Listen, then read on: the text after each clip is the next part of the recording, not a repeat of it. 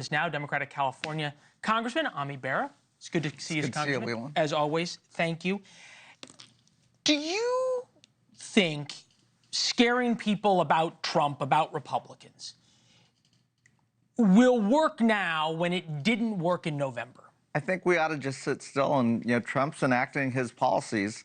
The tariffs, we'll see what happens with laying off 80,000 VA workers, what that's going to do. I don't want to wish ill on the American people. I hope all this works. I hope the stock market booms. I hope unemployment goes down. But, I have a feeling some of this stuff's going to backfire. So you're in the James Carville play possum, just sit back. Well, I wouldn't play possum. I think we ought to be sitting here saying, what would we do? If Trump's policies don't work, we're going to have to say, well, here's what we would do to make your life better. Here's what we would do. Am I right to take that as a criticism, albeit a silent one, of members of your party who are not doing that and who are just talking about Trump? Well, I had an interesting weekend since I was one of the 10 that censured Al Green. So, well, I don't think they were happy with me. Actions speak louder than words.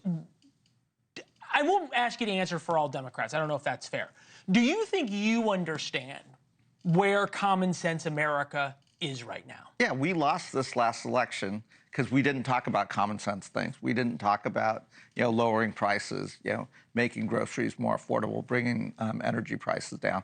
That's what the American public really wants. And Donald Trump, to his credit, talked about all those things. We have to come up with our plan and stay out of the culture wars. So, I watched my governor last week make a little pivot. It sounds like someone's running for president, maybe, but I think I don't think it sounds like. Well, I think we ought to stay out of the culture wars. We ought to talk about what 95% of America cares about is like, how am I going to pay my mortgage? I want to retire one day. Mom and dad are getting older, and how are we going to take care of them? Let's talk about all that stuff. We used to do that as Democrats. That's what we got to focus on. There seems to be this divide in the Democratic Party, of many divides, on where exactly Democrats have Republicans going forward. Hakeem Jeffries first, the leader in the House, and then Elissa Slotkin, senator from Michigan. Take a listen. We have the Republicans on the run on three core issues. I don't think it's a secret that Democrats have been on their heels since Trump won the election, right? We are still finding our footing. And I think you can't get better until you admit you have a problem. Who's right? You know what? Hakeem's a friend. I think Elissa did a really good job after the State of the Union.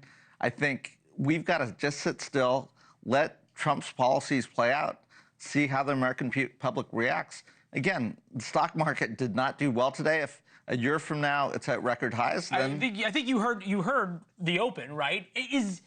When Democrats sit around here and oh, the stock market didn't do well, the stock market, isn't that sort of exploiting the fear of people rather than saying, I guess the next step for you would be, I want to be part of the solution and work with Donald Trump? I do want to be part of the solution, but in my mind, tariffs and a trade war with Canada and Mexico is not going to help us. I actually think it is creating uncertainty in the market. Now, if I'm wrong and Donald Trump's right, then we probably lose the next election. I'm not going to work against the American people. Again, I think we've got to put out our ideas and how we would approach things. So you were talking about Ukraine. If we can get a peace deal that guarantees Ukrainian security, I suspect Ukraine's going to have to cede some territory. It's not how I would go about doing it. I think the Ukrainian people have been courageous. Vladimir Putin was an aggressor. But if he gets it done, then, I'm not going to root against that. Great perspective. And this is a sincere question. You voted to censure Al Green. Al Green was the guy who got up in the State of the Union with the cane that we all remember and started shouting at Donald Trump. It seems like he wanted to get censured. He kind of wanted the show. That seems, and there was only 10 Democrats. Is there something different, though, of saying, I'm going to sit back and watch versus I want to work with Donald Trump, I want to work with Republicans, I want to be in the negotiations about whether or not to shut down the government coming up? So I want to be in the room, right? I mean, Mike Johnson's not invited us into the room to negotiate this continuing resolution. I do think the appropriators, Democrats and Republicans, House and Senate, are pretty close to a deal. I would support a short-term continuing resolution to actually do a formal budget. I don't think the bill that we'll have on the floor tomorrow is the right bill. All right. Great. Good to see you, Thank you. Congressman. Good to Thanks for watching. Go to joinnn.com to find NewsNation on your television provider.